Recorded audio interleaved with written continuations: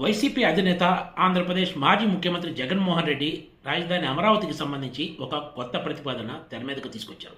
First assembly సాక్షిగా అమరావతికి okay చెప్పిన ఆయన అధికారంలోకి వచ్చిన తర్వాత 3 రాజధానుల నినాదం అందుకున్న సంగతి తెలిసిందే.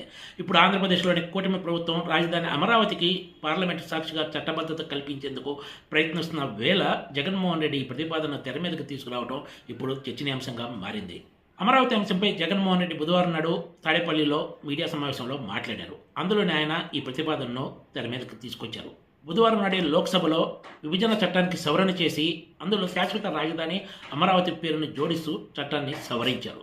గురువారం నాడు రాజ్యసభలో కూడా ఈ ప్రక్రియ పూర్తి కానుంది. అయినా కూడా వైసీపీ అధినేత జగన్మోహన్ రెడ్డి దగ్గర నుంచి ఆ పార్టీకి చెందిన కీలక నేతలంతా కూడా రాజధాని అమరావతి విషయంలో ప్రజల్లో అనిశ్చితి కొనసాగించడమే లక్ష్యంగా మాట్లాడుతున్నట్లు స్పష్టంగా కనిపిస్తోంది. జగన్మోహన్ రెడ్డి కూడా అమరావతి ప్లేస్లో విజయవాడ, గుంటూరు, మజిలీపట్నంను కలిపి మావిగాన్ పేరుతోటి క్యాపిటల్ కారిడార్గా ప్రకటించాలన్నారు. మావిగాన్ అంటే తన పేరు గుర్తుకు వస్తుందనుకుంటే మరో పేరు పెట్టుకోవచ్చు అంటూ కూడా జగన్మోహన్ రెడ్డి వ్యాఖ్యానించడం విశేషం. ఇది మొత్తం 110 కిలోమీటర్ల కారిడార్ అవుతుందన్నారు. నిజంగా జగన్మోహన్ రెడ్డికి అమరావతి ప్లేస్లో కొత్త రాజధానిని ఇలా మార్చాలనే ప్రతిపాదన ఉండి ఉంటే ఆయన అధికారంలో ఉన్న 5 ఏళ్ల కాలంలో 3 రాజధానుల బదులు ఈ పని చేసి ఉండేవాళ్ళు.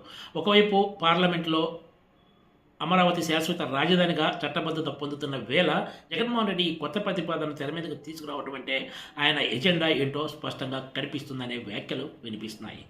జగన్కు నేరుగా అమరావతిని అంగీకరించడం ఇష్టం లేకే ఇలా కొత్త ప్రతిపాదనలు తీసుకొచ్చేసి గందరగోళాన్ని సృష్టించడానికి ప్రయత్నం చేస్తున్నారనే అభిప్రాయం కూడా అధికార టీడీపీ నేతలు వ్యక్తం చేస్తున్నారు.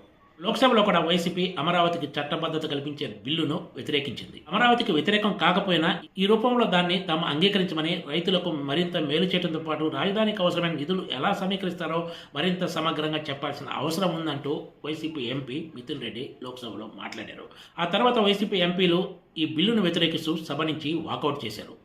ఎవరెన్ని చెప్పినా కూడా అమరావతికి పార్లమెంట్లో చట్టబద్ధత కల్పిస్తే తిరిగి పార్లమెంట్లో మార్పులు చేయడం ద్వారానే రాజధానిని మార్చడానికి అవకాశం ఉంటుంది తప్ప గతంలో అసెంబ్లీలో ప్రకటన చేసి 3 రాజధానుల నినాదం అందుకున్నట్లు చెప్పడం సాధ్యం కాదని అధికార వర్గాలు వ్యాఖ్యానిస్తున్నాయి.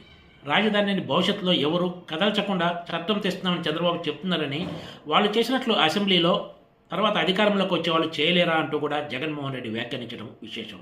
దీంతోనే జగన్మోహన్ రెడ్డి అసలు ఎజెండా ఏంటో స్పష్టంగా కనిపిస్తుందనే చర్చ కూడా సాగుతోంది. Please subscribe TGTV.